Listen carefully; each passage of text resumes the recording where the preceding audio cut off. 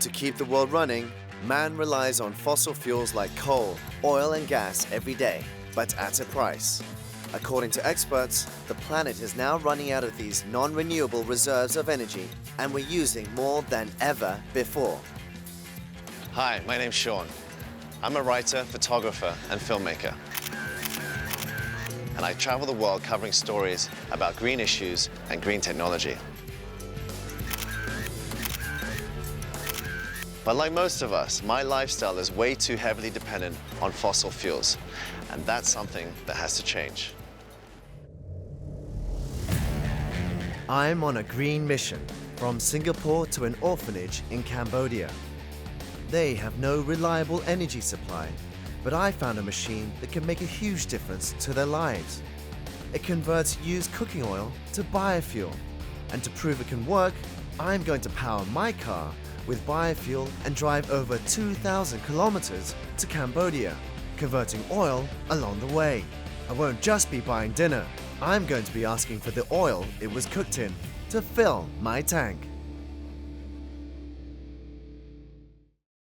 Biofuel could well be the way to go in the near future. It's exactly what it sounds like, fuel produced from organic matter. After further processing, plant and animal-based materials like corn, soybeans, discarded vegetable oil, or animal fat can become fuel that will rival any diesel or petrol product. So you may be wondering why I'm championing biofuels as a viable alternative to fossil fuels. Biofuels are renewable. They can be grown indefinitely, and they burn more cleanly. Fossil fuels give off toxic CO2 emissions, damaging both our health and the environment. But because petrol, diesel, gas, and coal are affordable and easily accessible, the demand continues to be excessive. Coal, crude oil, and natural gas are all fossil fuels. They're the products of animal and marine life that have decomposed over hundreds of millions of years. It's estimated that in 40 years, the world's crude oil supply will run out. Natural gas will all be gone in 60 years, and in 130 years, there will be no more coal to mine. So as you can see, there's a clear decline taking place, and the world will just have to wean itself off its dependence on crude oil and fossil fuels and find new, renewable sources of energy. I hope to prove that resources for biofuel and other clean renewable energies can be found just about everywhere. It's lunchtime here in Singapore's business district, but I'm not here for the food. I'm here for what's left over.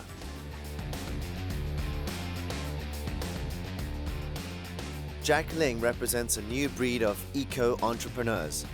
Since 2008, he's been converting used cooking oil to fuel. Our philosophy is whatever we collect from restaurants and food operations in Singapore, we want to convert it into biodiesel and make it available to Singapore. That's pretty filthy. Okay, ready for inspection. Here we go. We're just going to show you a little bit of this cooking oil here. You see, it's actually not as dirty as I thought. It's still pretty bitty. It's hard to imagine that this can go in a car, but that's exactly what we're going to be doing. We're going to be converting this stuff into pure biofuel goodness. That's going to power me all the way from Singapore to Cambodia. How incredible is that? Bio goodness.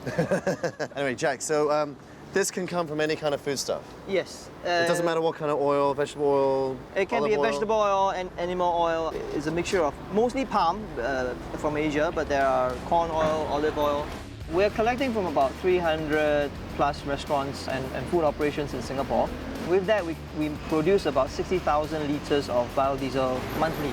That's enough to power quite a number of construction sites, air compressors, generators, and we have a couple of vehicle fleets that are using. Jack, I'm really fascinated to understand how that grubby, bitty, fatty oil that we saw earlier, and how that can be refined and then used as fuel in my car. So can you show me how it's done? Well, why don't I bring you to my factory and I can show you? Great. Yeah. Cool. We can do it now? Okay. Yeah, let's go. Let's go. Yeah. In 1925, Henry Ford told a reporter, the fuel of the future is going to come from apples, weeds, sawdust, almost anything. And his Model T Ford was built to run on hemp oil.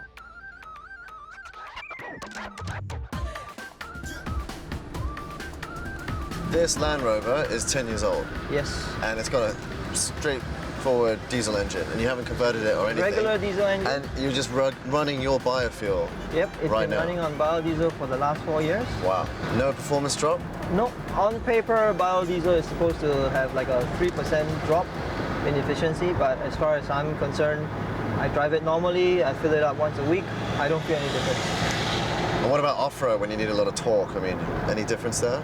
No, there's not much difference in off-roading. In fact, I brought this vehicle and enough fuel to power a 3-day trip into the rainforest in Malaysia and never got stuck. Still managed to come out in one piece. So as far as you can tell, there's no difference? As far as I can tell, there's no difference. There are two types of biofuel. Biodiesel, made from vegetable oil or animal fat, which can be used in most diesel engine vehicles. There's also bioethanol, a petrol alternative that's often blended with gasoline. It's made from starchy plants such as potatoes, corn, and sugarcane. Now, putting used cooking oil straight into a diesel engine is not a good idea. That would clog up the fuel filter and harm the engine. All this is solved by filtering and refining the waste oil, a process that Jack has perfected and automated. Yeah, everything happens in this bay. Our used cooking oil will be here. It gets settled. There's some simple filtration to take out the sesame seed, chicken bones, and what have you. It goes into our main reactor over here. It's fully automated, so the reagent chemicals will be here. It gets sucked into the main tank. It gets heated up, and then after about an hour of a reaction, we actually get biodiesel. Right. We would drain off the glycerin, which is sold, third-party raw materials. The finished biodiesel, we pump it up to the big container over there and letting gravity go through a few filtration columns, and finally it gets pumped into our stainless steel tanks ready for sale. Although it's such a big factory, we just need like one technician to make sure everything is running correctly. Just very quickly, it's actually here we go. It's actually run by this guy. This is a computer. Incredible. But This is I a mean, small who little computer. designed the technology that goes into it and the software? Okay, the technology is designed by myself and my partner. But You designed this? yes, based on what we do in the lab, in the test tube. Right. So Jack, you've got some incredible technology here, but there's a lot of it. And what I really need for my mission is something that's a bit more portable, because there's a community in Cambodia that needs this kind of technology desperately, and I can't fit this in my car. So put it unless straight. you can make it a bit smaller for me, it's going to get, difficult. Well, there's no way I can get it there. So Yes. how are we going to do this? Is there anything you can recommend, or? Actually, there's some research collaborators that I'm working with. I think they may have something that's small enough to fit in the boot. So let me make a few calls. Hopefully, over the next couple of days, Jack can connect me with a portable converter for my mission.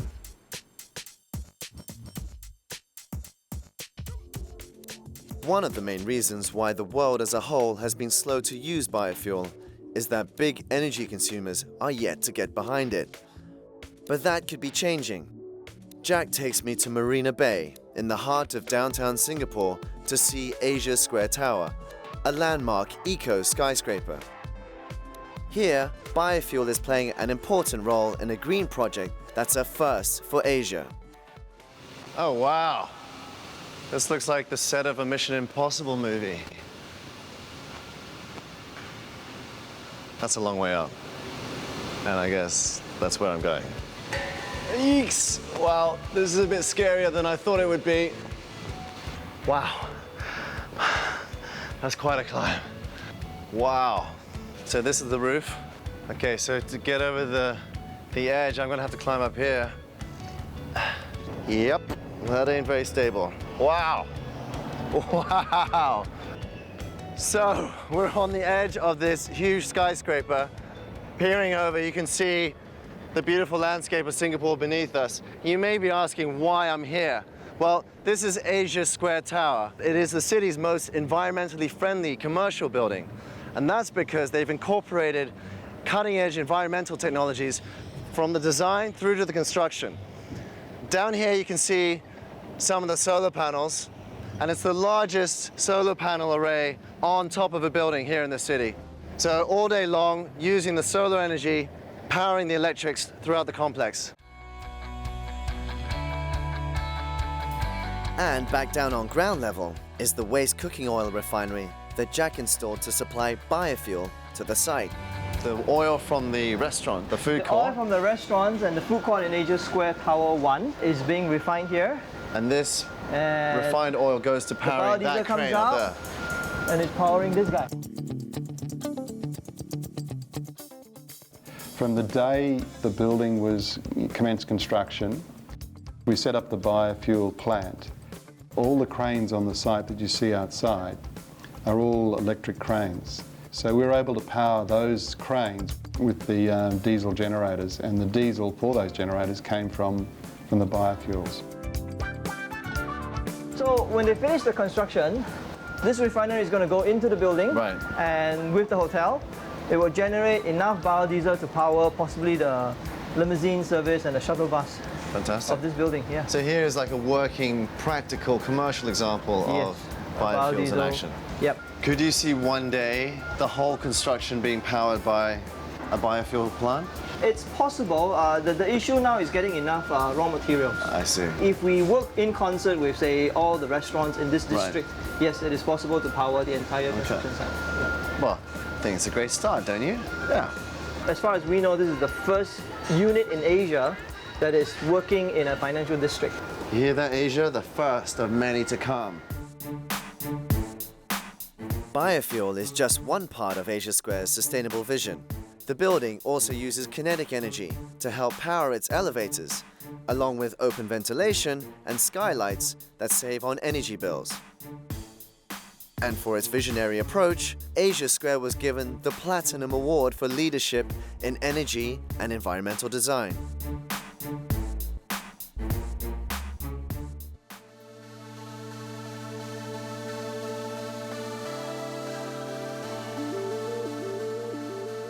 In order for biofuels to be a truly commercial success as an alternative to fossil fuels, there needs to be one crucial thing in place: viable feedstock.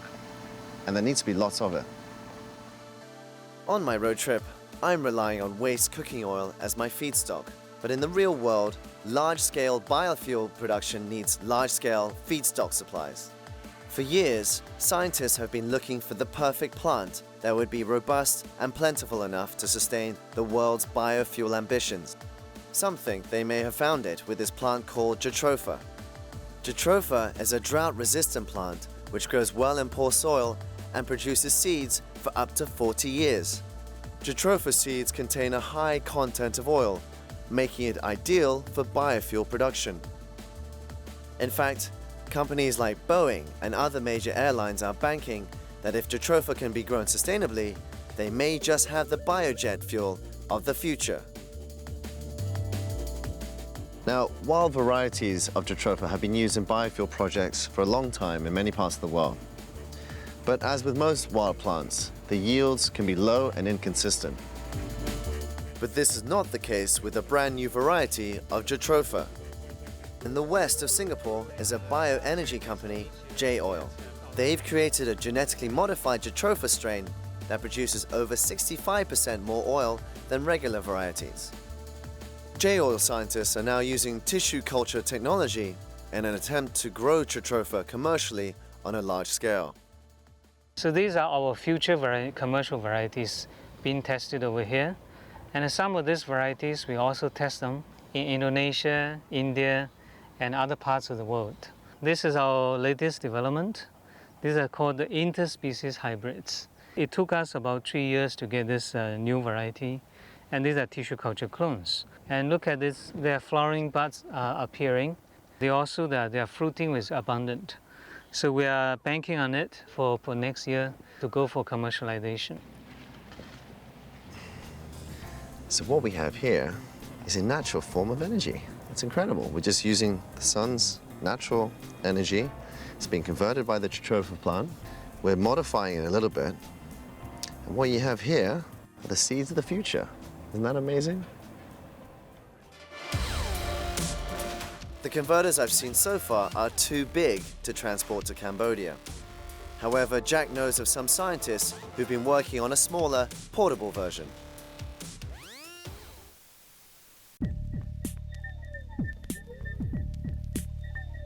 Andrew Kahn and his colleague, Desmond Ling, have been spearheading research here at Singapore Polytechnic on practical applications for biofuel. There's a bit of a hush-hush here. Andrew and his team have a patent on their new invention, so we can't go into great detail about how it's put together, but I'm going to be one of the first to actually see it. Oh, whoa. That's big. Jack, this is not going to fit in the car, sorry. No, this is not the unit we are going to show you. Oh, right, okay, I thought this was the converter. But before we show you, you need to put on your lab coat. Okay. Okay, this way.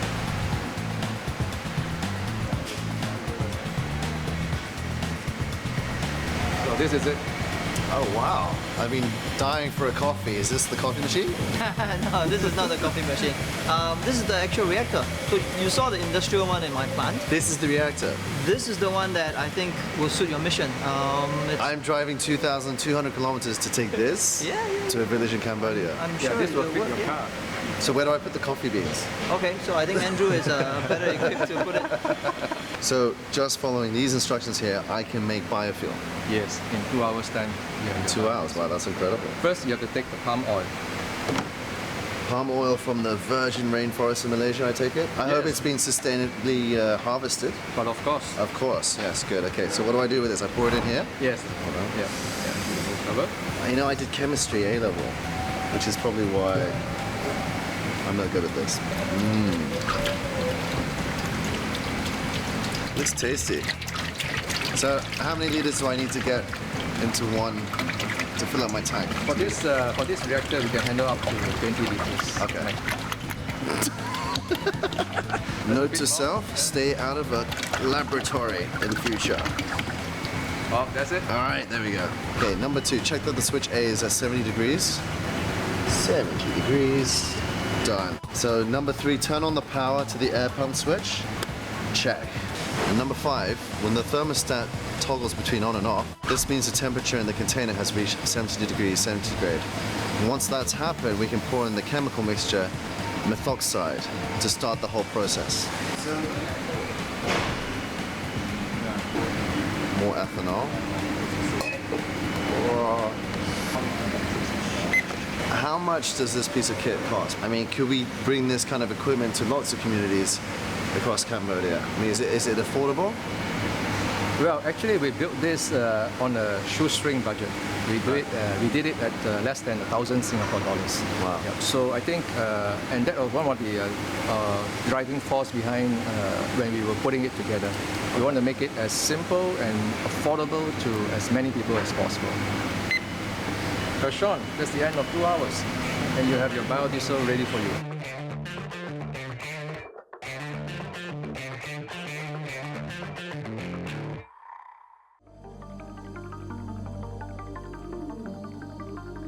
Okay, so what do we got here? We have Singapore, crossing the straits up to KL. Then we get Bangkok, and then we go across to Cambodia. So what I'm doing here is plotting the most straightforward route to get from Singapore to Cambodia. Now that's 2,200 kilometers in total, so it's quite a way.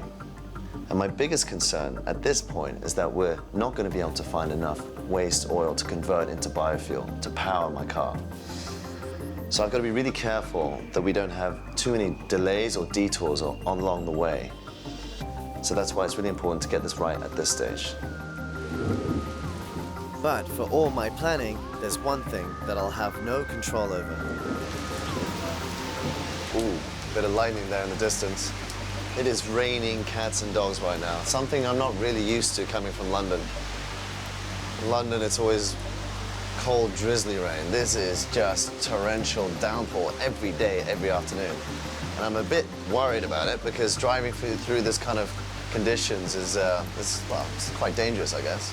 And it's going to cause havoc if we have to camp overnight. Your equipment gets wet, your clothes get wet, your food gets wet, everything's wet and you feel miserable. Anyway, let's hope for better weather.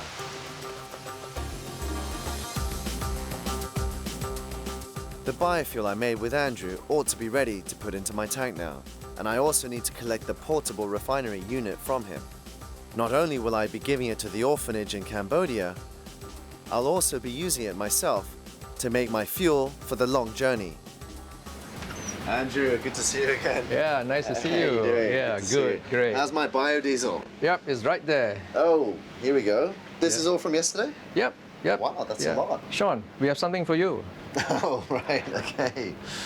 That's the reactor, I take it. That's right. That's the Lovingly wrapped. Yep, that's This right. is your little baby. I know you don't want to give it away, but thank you so much. Yeah. The people who we give this to will be really appreciative and grateful for your technology and efforts.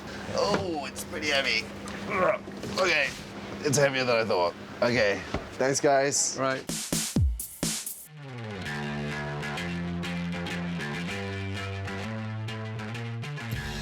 So after months and months of preparation, it's time to get excited. This is the moment I've been waiting for. I've got my camera gear, I've got my wheels, I've got the biofuel in the back. There's just one more thing I need to do before we head off. Sticker time. So I'm gonna put this on here. Sweet. Beautiful.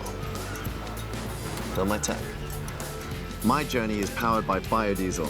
It's clean, it's renewable, and it's domestic. What's not to love?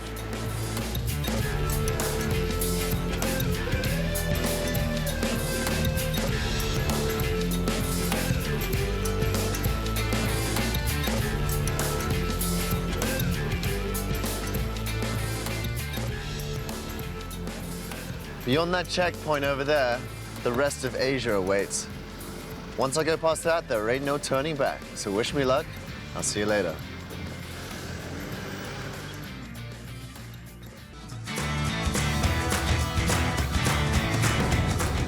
So I've just passed through the Singapore-Malaysia border and I'm getting really psyched about the trip now. On the left over here, you can see a palm oil plantation. And that's really no surprise because the palm oil industry is the backbone of economic development in this country. An astonishing 5 million hectares, or 15% of Malaysia's land, is dedicated to oil palm plantations, making Malaysia one of the largest producers of palm oil in the world. This incredibly versatile fruit produces oil for a huge range of food and cosmetic products, but it is increasingly being grown as a significant source of biofuel. The industry provides employment for more than 1 million Malaysians, including Mr. Han, the plantation manager at Sri Gunung Pulai. This is a palm husk, and that's used to create biofuels. So after refinement, that goes into diesel engines, such as my car over there. This palm kernel shell is used for solid fuel, so that's used to burn fires and heat up water. And then in the middle, we have the highest quality, the palm kernel oil, which is used for cosmetics and food. So when you're eating a Kit Kat, you're probably eating palm oil that came from one of these little things. Han, you're not doing a good job, huh? Are you sure you do this for a living? Oh, this is very difficult, you know. Yusuf seems to be having trouble bringing down the fruit, so I volunteered to gear up and give it my best shot. Okay, right. So I guess this is for cutting the fruit, right? Okay. Gotta have my counter. I guess that's to count the number of fruit. Okay. Come on, baby. Let's give me my first palm fruit. Yay! Yay! Beautiful, look at these colors. So this is about 15 kilos, and it's pretty heavy and spiky. What's amazing is that from this, we can get about 3 kilos of oil, and that oil can be used for biofuels and all kinds of other products. So you can understand why Malaysia is going crazy for this. But while there's some great benefits of growing this fruit, there's some pretty big drawbacks. Biofuel, by definition, is fuel made from organic, renewable sources, but not all biofuel crops are grown sustainably. Internationally, land for other food crops and forests have been lost to palm plantations, a situation that NGOs and governments are trying to address. A more desirable option is to harness biofuels made from waste oil or the byproducts of existing crops such as corn and sugarcane husks. That's what I'll be looking out for on my road trip. As I approach Kuala Lumpur, another problem becomes obvious. The economy here has boomed in the last few decades, and more money in the pocket has meant more people are buying vehicles. Now, KL has a population of roughly 1.6 million people, but apparently there are 4.9 million cars on the road here. So that's 3 times the number of cars for every person. Traditionally, Malaysia has been able to rely on its own drilled oil reserves, but some experts estimate that this supply will run dry as early as 2017. In spite of this, Malaysia's fuel consumption, like the rest of the world, continues to rise. Motorbikes and cars are big contributors to carbon emission levels in Kuala Lumpur, which are estimated to be 58% higher than the world's average. Without a shift to more public transport options or cleaner fuel, Kuala Lumpur will just get more polluted. What's worrying me right now is my fuel tank. I've got about 20% left, and I've traveled about 500 kilometers in total.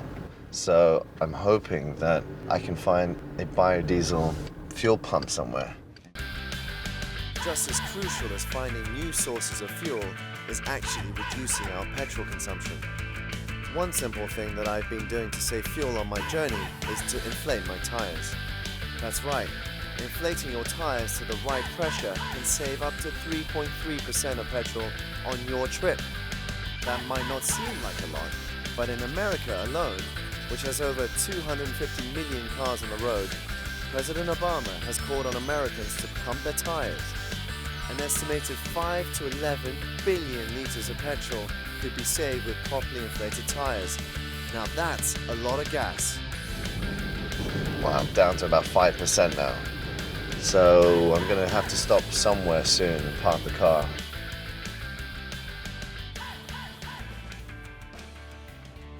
I started my trip from Singapore on a full tank of biodiesel, with the aim of only using waste cooking oil converted to biofuel to power my way to Cambodia.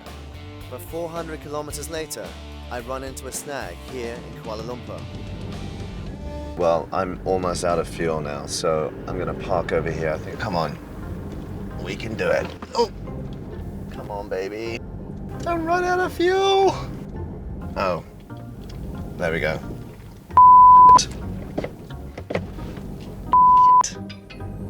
Damn it. No more fuel. Okay, come on.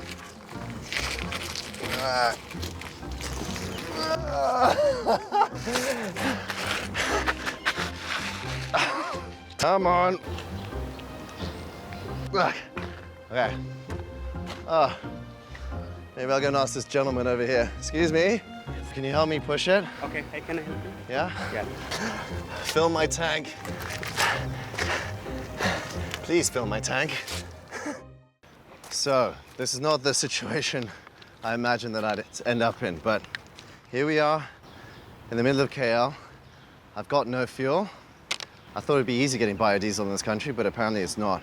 So what I'm gonna do now, get the jerry can, go and do it the hard way. Jerry can.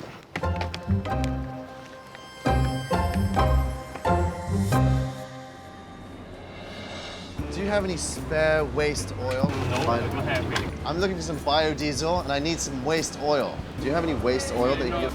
No? I need your biodiesel. I need biodiesel. Anyone? Anyone have any spare waste oil? So far, everyone I've asked has seemed perplexed that I really need waste oil. Some are even suspicious that I'm up to no good. You have biodiesel? No? Oh. If the world is ever going to use biofuel on a larger scale, some serious re-education is in order. At Hotel Paradiso, there ain't no biodiesel.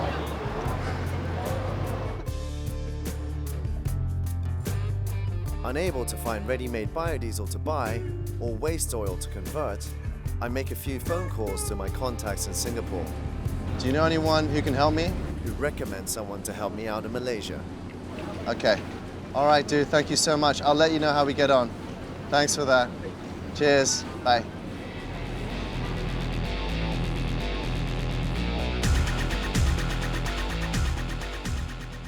My contact directs me to Vinesh Sinha, a young eco-entrepreneur who runs Fat Hopes Energy, a company that collects used oil from restaurants and converts it into biodiesel. This man talks my language. we visit one of Vinesh's oil suppliers, Ken Lee, who owns a chain of cafes in KL. Here's the cooking oil, the used ones. That's grimy. So this is the waste oil from all your cooking. Smells good. So Ken, why did you start giving your waste oil to Vinesh? Before Vinesh, it was some other fellas that are collecting used oil, and basically I don't know what do they do with it. You know, they might clean it and resell it as cooking oil. So instead of selling to them without knowing what they're going to do about it, I might as well sell it to Vinesh with a slightly lower price, but I know it's for good cause. Hey Ken, I'm in dire need of some waste oil to convert to biodiesel. So how do I get this off you?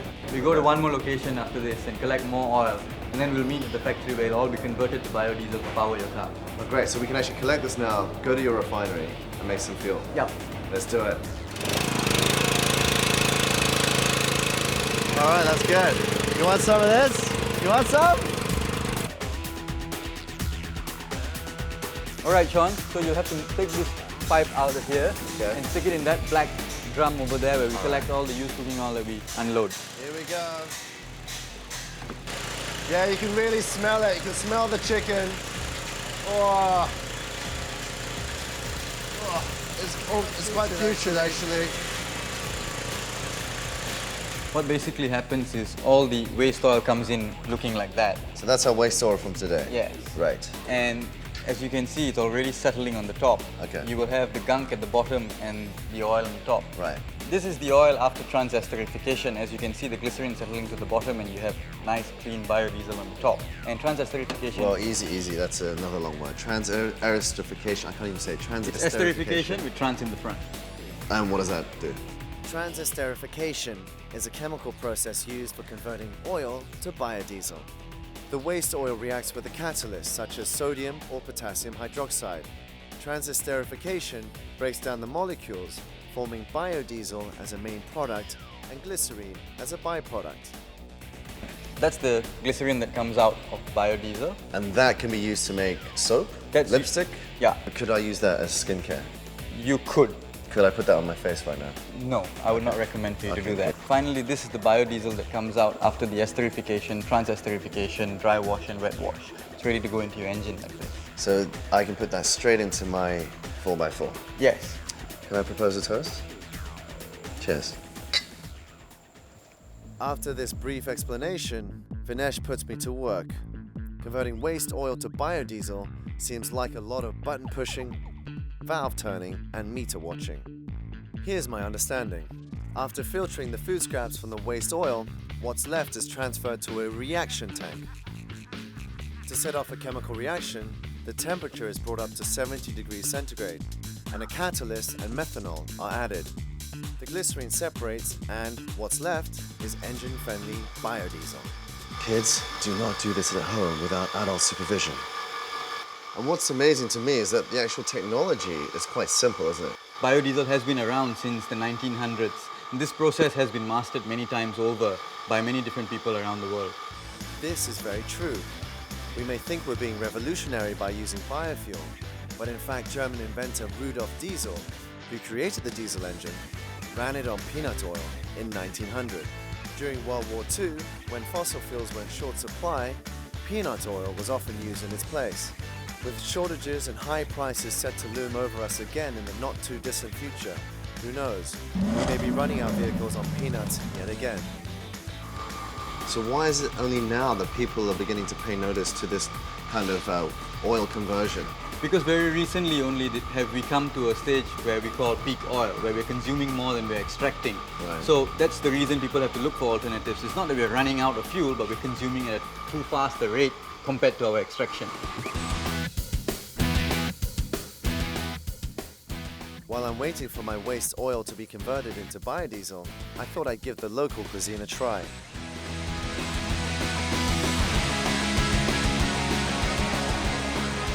What would you recommend?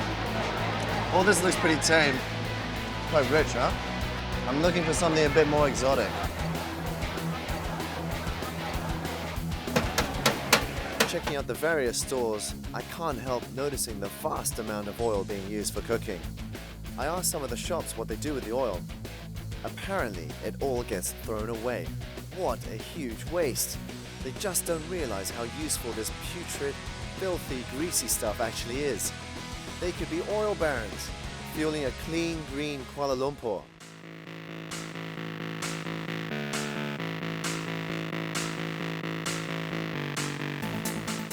I wake up curious about the bigger picture.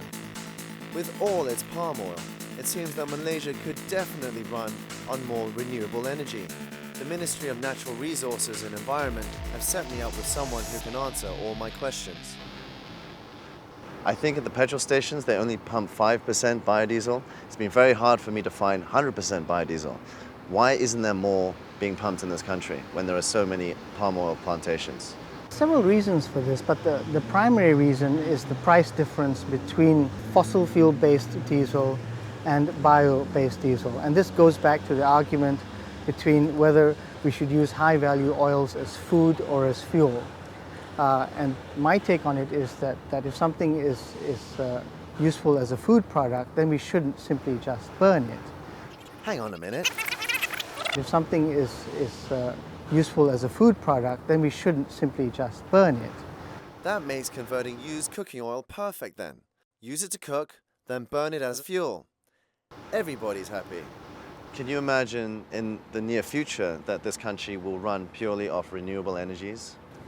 It's actually technology that will answer that question, that ratio between reliance on fossil fuels, for which we will still have some very specific needs, versus all the other types of energy that we could get from running water, from sunshine, from wind, from waves perhaps. I think that it is not unlikely that we'll be able to get a large proportion of our energy needs from renewable sources. Do you drive a hybrid or do you run your car on biodiesel? It's on my list. My next car is a hybrid. I don't drive a big car as it is. I've got a 1.3, but my next car is going to be a hybrid.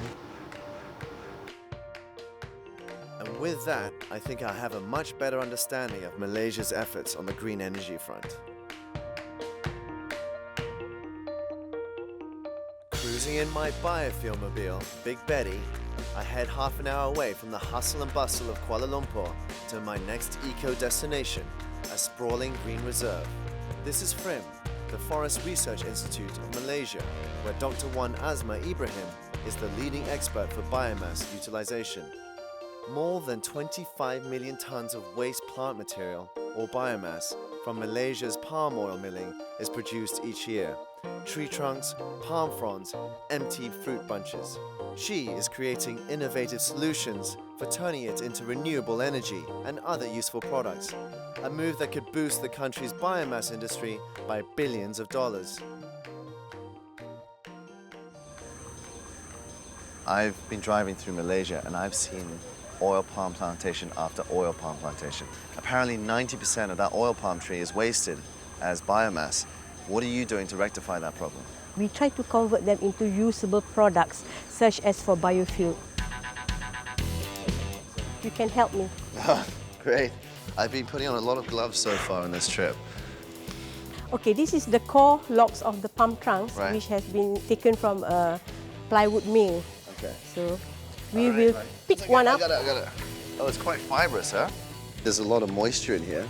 And I can actually smell sugar, almost like a fermented sugar already. What, is it fermenting? This palm trunk is full of carbohydrates and sugar, and as soon as the tree is being felled, the fermentation process will start naturally.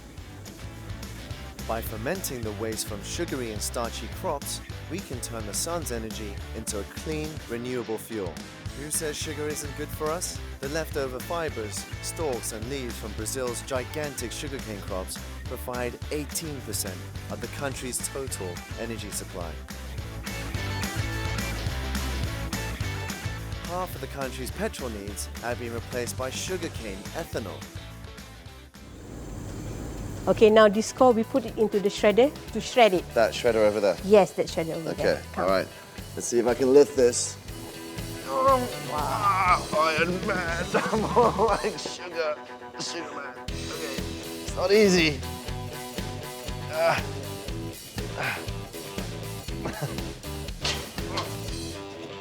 Thank you. Sometimes you gotta be mean to be green. It's almost like a big pencil sharpener. Just sharpening the end of this tree trunk. We have all the flakes, all the shredded flakes from the core. I can smell the biodiesel coming. It's coming. So I take this out here. Right there, over here. So what do we do with these flakes? Now we take all these flakes and put it into this squeezer here so that we can extract out the juice. So it's actually very spongy and obviously there's a lot of moisture in there. Right. So this came from a dead tree. Right. That's remarkable because it looks like it's from a new tree. Right. Yeah, incredible. And then out here, we're getting a very sugary liquid. And from this, we're going to generate ethanol. Ethanol is a highly flammable liquid found in alcoholic beverages, thermometers, and of course, in fuel. We're going to take this juice and further ferment it into ethanol. Naturally, there is already about 20% ethanol in the juice itself. And that's why I can smell it. I can smell the ethanol. Right. That's from the fermentation. Huh? The juice is comprised of about 10 to 15% sugar and also about 20% ethanol. Is it sweet? Could I get drunk on this? 20% alcohol. Yeah? Yeah. You want to try? Oh. Cheers. Cheers.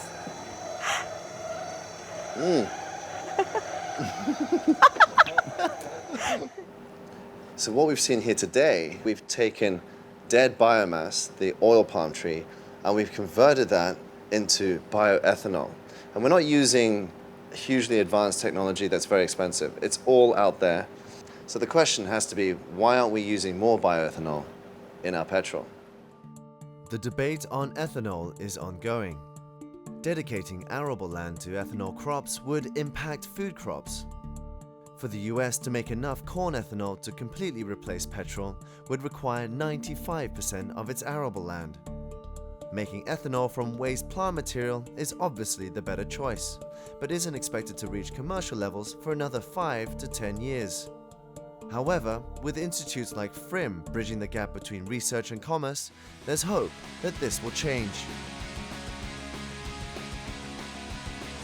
After my exploration of Malaysia's biofuel industry, it's time for me to hit the road again and continue my journey to Cambodia, where my orphanage friends await the delivery of my biodiesel converter. So far, I've covered over 400 kilometers from Singapore to Kuala Lumpur. Only another 2,000 kilometers to go to Cambodia. Getting used cooking oil in Kuala Lumpur has been really hard. Apparently, lots of food retailers already sell their oil to people who use it in making soap, candles, and animal feed. Some even bleach and filter it to add to fresh cooking oil. Not a healthy option. My savior has been Vinesh, who I met the other day. He's a local biodiesel manufacturer who collects and processes used cooking oil. Luckily, I can fuel up at his place before leaving Kuala Lumpur to continue my journey north. Hey Vinesh. Hey Sean, how are Good you? to see you again. Thanks for the oil yesterday. No problem. But I need a bit more fuel for Big Betty. You've named the car now. Big Betty, she's got a big appetite, this one. Really? Yesterday, okay. Whoops. Yep. So, Over there? Big Betty is thirsty. The biodiesel's going in. Yep. But I can really smell this pungent sort of chicken. I think this is the chicken Rancid fat, right? chicken. The rancid chicken. Yeah. Is that gonna stay with all the diesel? Yeah, all the biodiesel we produce smells of the food that it was cooked in. And at the end, after the diesel's burnt, you can even smell it at the exhaust, at the tailpipe. I don't believe it. Try it. After you fueled up, start your engine. I'll rev the car for you. Have a good smell. Yeah, I can smell it. I mean, normally with diesel, you couldn't get this close to the exhaust pipe because it'd be soot in your face. Yeah. It's pretty clear. Look at that. There's nothing. All I can smell is chicken. Getting a blow dry with chicken. Not bad, huh? Look how clean that is. I mean, really, it's nothing on my face. I'm impressed. To give me further proof of how clean and efficient biodiesel is, Vinesh sets up another demonstration. Right, Sean, the red one's going to be running on diesel. Okay.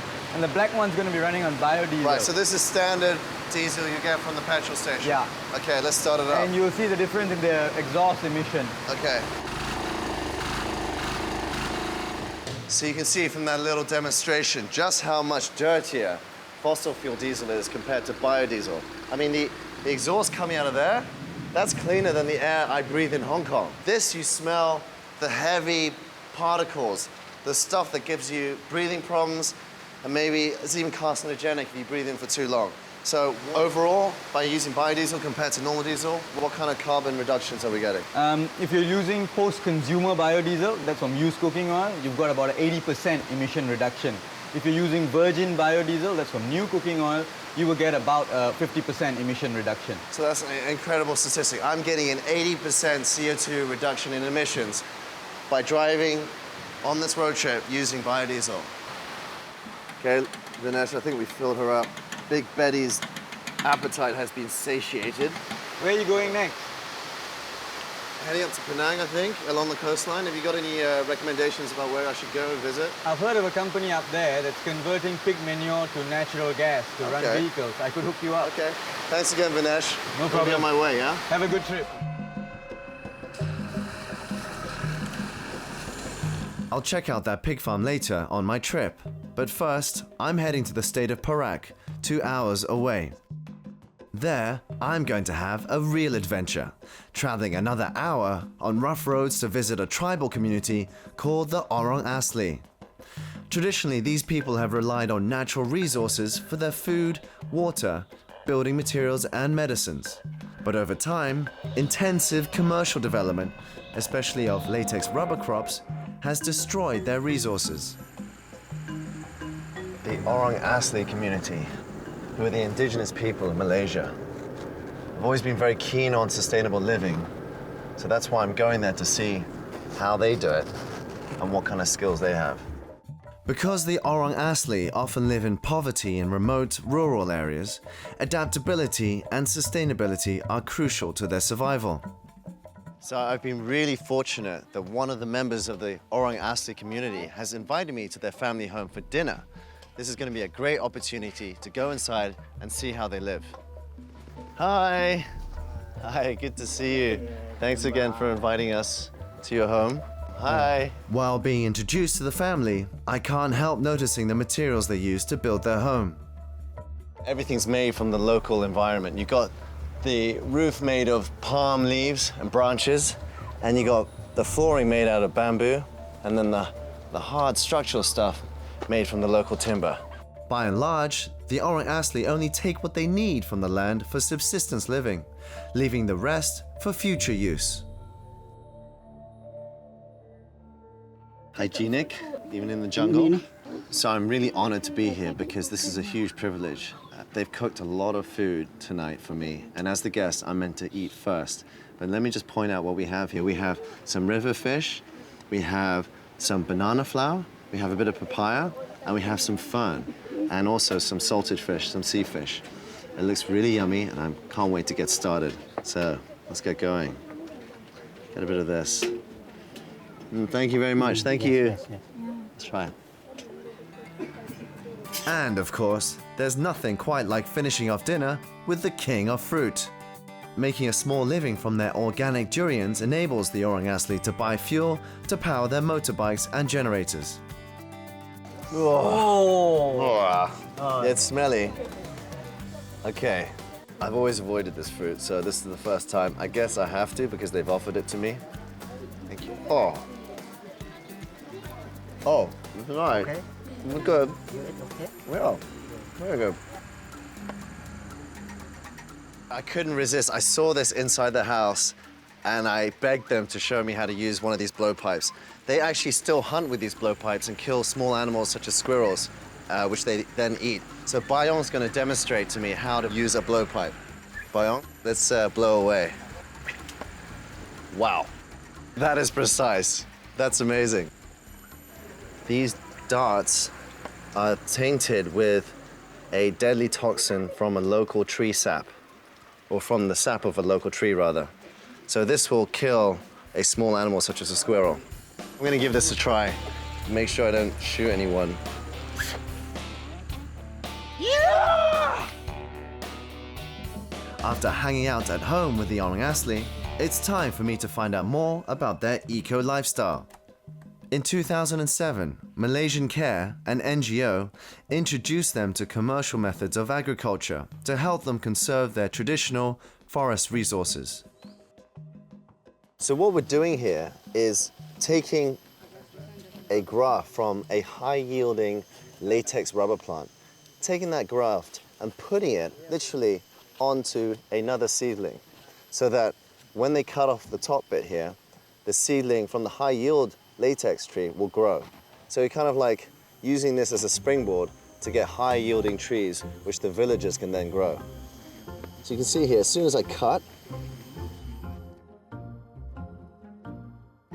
it looked really easy, but I'm trying to do this without cutting my finger off. Okay. Okay?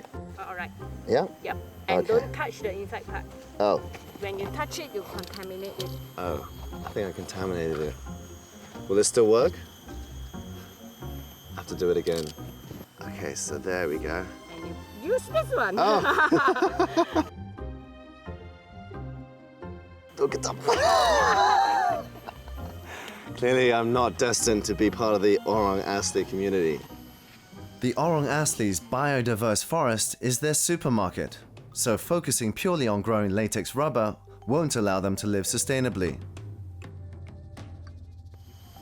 Natural, sustainable living is all about living without chemicals, those nasty things created in chemistry labs. So I'm not going to spray on any mosquito spray that you can buy from a convenience store. I'm just going to use good old lemongrass and put it here in my pocket. And apparently, this works even better than normal spray. Nature's technology, like a little tail. Woo! Now, besides plants, the Orang Asli are also taught how to create an ongoing living from rearing goats.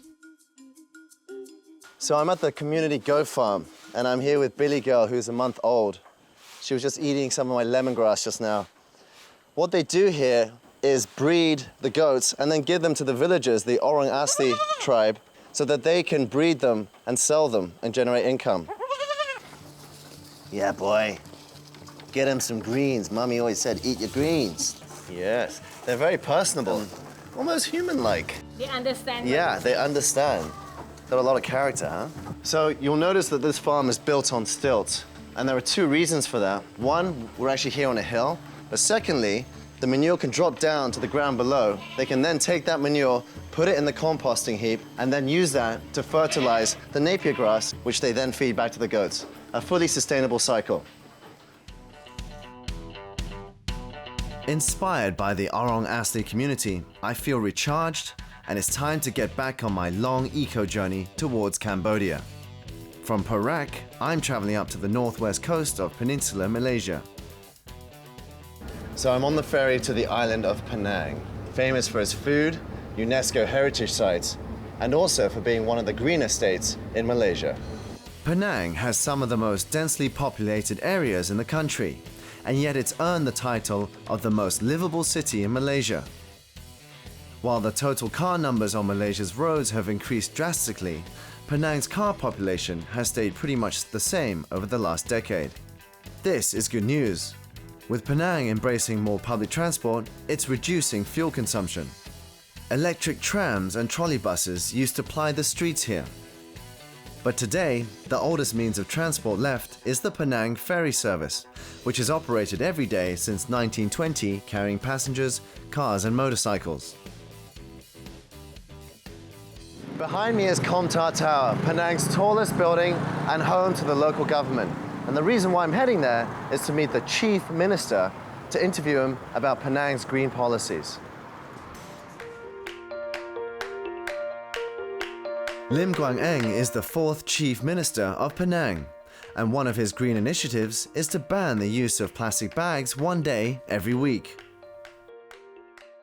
Do you see a greener future for Penang? Oh, definitely. This is one of the sunrise industry that we are focusing on. Part of the new culture that we want to establish in Penang. And the green industry or green technology is just a happy byproduct. So whether we benefit in monetary terms or not, I think it's not as important as ensuring that the people lives green and, of course, stays green. In Penang alone, there are 1,700 heritage buildings, so conservation is key when it comes to city planning, giving this island its unrivaled charm. Within this throwaway culture that we've developed, it's heartwarming to see some sterling examples of preservation. But after a long day on the road, I'm getting weary and in desperate need of a soak in the sea. Penang's beaches are so important to the island's tourism that keeping them pristine is vital. It's also a great place to find food, sometimes even for free. Hi, excuse me. Could I buy this from you? Because I need some food. You want you take with this money? Oh, really? No, I can give you money. No. Oh, really? Okay. I give you free. Okay. All right, thank you. Okay. Oh, thank you very much. Okay. Thank you. I got food. I got fish. See you later. Woo!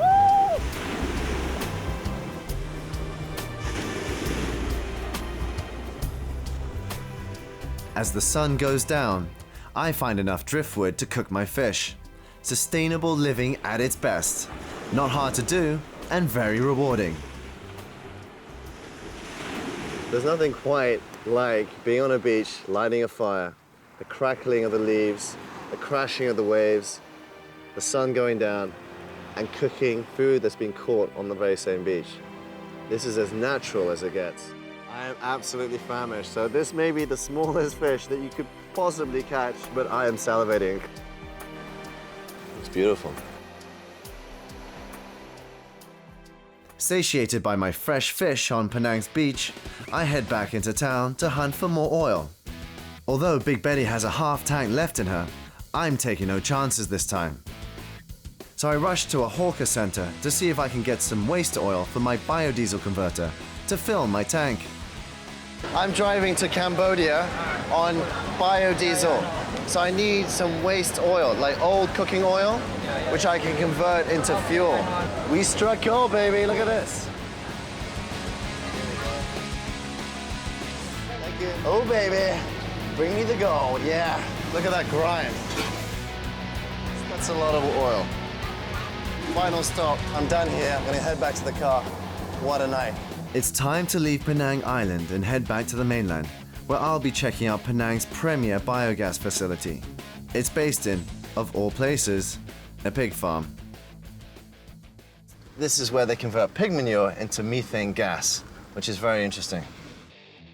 Most people look at pigs and cows as sources of food, but they're also sources of fuel. Pig manure produces high levels of methane gas, which can be harnessed and then converted into electricity and fuel. Left alone though, methane contributes to global warming and pollutes the planet.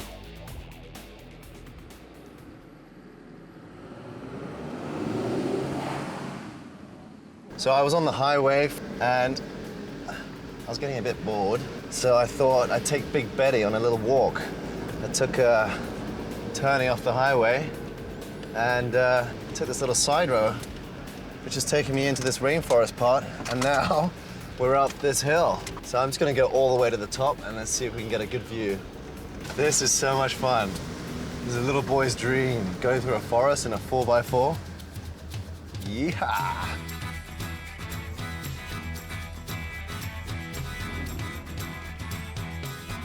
Woo! Wow, look at this view. This is incredible. Hello, Penang! What a fantastic ride. I did it. I finally emerged from the jungle to arrive at Fat Buster's biogas farm. Wow, that smell is really pungent and quite overwhelming. About 2 years ago, Mr. Ter Yun Da found out that pig farmers pay good money to get rid of their animal waste. So he and his partner sourced machines that collect methane from manure.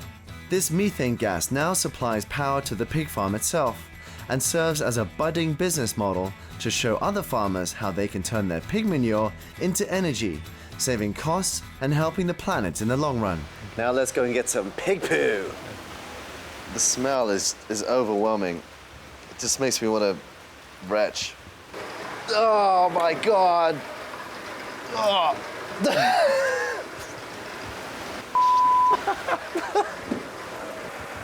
My spade broke. Didn't make life worse. I told you, to be green, you gotta be me. Okay, a little bit more. Yeah. Oh! Oh! My glasses! No! I'll help you. Yeah, not my glasses. Okay. Oink, oink. So we just dunk it in here? Yep, just right with my here. hands? Yeah, okay. with your hand. Oh wow, it's really warm. It's really hot. It's a weird feeling. It's hot, moist. I just squish this in here. Yep. A day's worth of poo from one pig can power a 100-watt light bulb for 20 hours. To get the equivalent of a full tank of petrol or diesel, about 1,000 kilos of poo would be needed. So you literally take all that pig manure and you stuff it in here every day yourself? Every day. It feels like dough. I know that's weird to say. Nice little chassil bow coming up. Yeah, there you go, yum. And I can see a few maggots around. Oh, the day is just getting better and better. I see you're getting used to the smell already. I'm getting used to it. A gentleman from England, this is not how I thought things would turn out, shoveling pig poo. Once you get used to the smell, it's not that bad. Okay, now we've got the water coming in. I'm going to turn on the shredder so that all this dry manure will go into the poo. This machine takes 300 kilos of manure per day and creates 1,500 cubic meters of methane. To put things in perspective, at this farm alone there are 14,000 pigs, and they alone create 28,000 kilos of manure per day. Just think about how much waste that is. I think I put a bit too much water in here and we're now overflowing with pig poo. You know when you block the toilet at home? Well, this is like an extreme version. You know when you're hoping it doesn't overflow? This is that times 100. Finally, we got all the pig poo in. This would all get fed through into this massive anaerobic chamber where the enzymes and microbes digest it and it ferments. And from there, we get all the methane, which comes into this balloon enclosure where the methane is stored and then picked up for cooking gas and also for transportation. I've done some pretty smelly things in my life, and that's got to top them all. But the reason why it's important to know about this is because agriculture creates a huge amount of greenhouse gases, and methane is 23 times more harmful than CO2. So by doing this, we're harnessing what would potentially be waste and using that methane to then go back into the power grid. The methane gas can power a generator. This generator, in turn, will allow me to power up my waste oil converter. This way, I reduce my carbon footprint for the rest of my journey up north.